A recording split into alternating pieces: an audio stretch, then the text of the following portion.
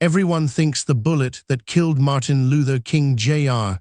was a simple act of hatred. They're wrong. It was 6:01 p.m. on April 4, 1968.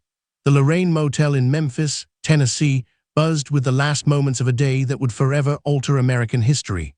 Dr. King stood on the balcony of room 306, laughing just moments before a single rifle shot echoed through the twilight. That sound extinguished a beacon of hope and ignited a firestorm of unanswered questions that persist to this day. King was in Memphis to support striking sanitation workers, a struggle for economic justice that resonated deeply with his evolving vision. The city was tense, marked by earlier protests that had turned violent. Security concerns were high, yet the precise circumstances of his final moments, seemingly exposed on that open balcony, remain a point of intense scrutiny. The shot came from across the street, from a rooming house bathroom window. The bullet, A30-06, struck King in the jaw, severing his spinal cord. He fell instantly. Paramedics rushed him to St. Joseph's Hospital, but it was too late.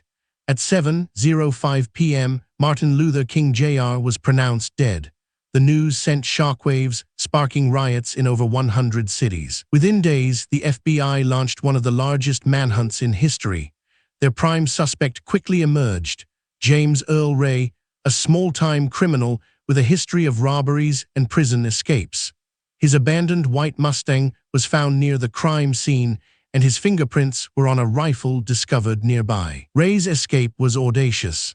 He fled the country, first to Canada, then to London, using false passports, but his freedom was short-lived. On June 8, 1968, 2 months after the assassination, he was apprehended at London Heathrow Airport, attempting to board a flight to Brussels. Back in the U.S., Ray initially confessed to the murder, pleading guilty to avoid the electric chair. He was sentenced to 99 years in prison. However, just 3 days later, he recanted, claiming he was set up and had been coerced into confessing. This retraction opened the door to decades of speculation. Ray maintained his innocence until his death in 1998, insisting he was merely a pawn in a larger conspiracy. He claimed a mysterious figure named Rael had orchestrated the plot, guiding him to Memphis and involving him in what he believed was a gun-running scheme, not an assassination. The King family, notably Coretta Scott King and Dexter Scott King, publicly supported Ray's claims of innocence and believed a wider conspiracy was at play. They met with Ray in prison, convinced of his sincerity and the systemic forces that might have led to Dr. King's death. Their stance was not without basis.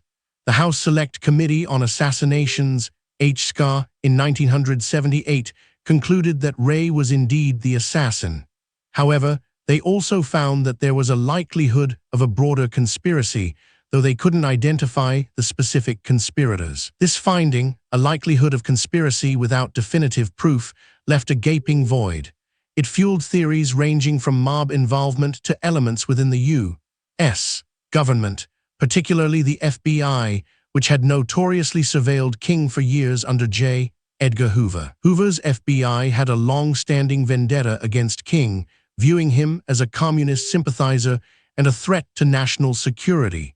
They employed wiretaps, informants, and even attempted to discredit him personally.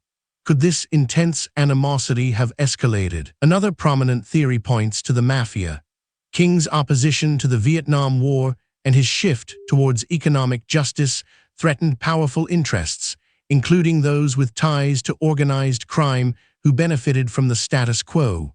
Was Ray merely a disposable instrument? In 1999, a civil trial brought by the King family against Lloyd Jowers, a Memphis businessman who claimed involvement in a conspiracy, found Jowers and other unknown conspirators liable for King's death. The jury heard testimony suggesting a plot involving the mafia and government agents. However, this civil verdict, while emotionally significant for the King family, did not overturn Ray's criminal conviction, nor was it officially recognized by federal authorities. The legal and historical narratives remained fractured, leaving the truth elusive. The rifle itself, found wrapped in a bundle near the crime scene, also raised questions. Some ballistics experts argued it was indeed the murder weapon. Others, including those working for Ray's defense, suggested the evidence was circumstantial and potentially planted. The Lorraine Motel, now the National Civil Rights Museum, stands as a solemn monument, but the lingering shadow of doubt over King's assassination remains. Was James Earl Ray a lone wolf driven by hate, or a patsy in a deeper, more sinister plot? The unanswered questions are not merely academic. They speak to a pervasive distrust in official narratives surrounding pivotal moments in history. The full truth of April 4, 1968, continues to be sought by many, a quest for closure that has yet to be fully satisfied. Next, we delve into the dark secrets of Project MK Ultra and its disturbing legacy.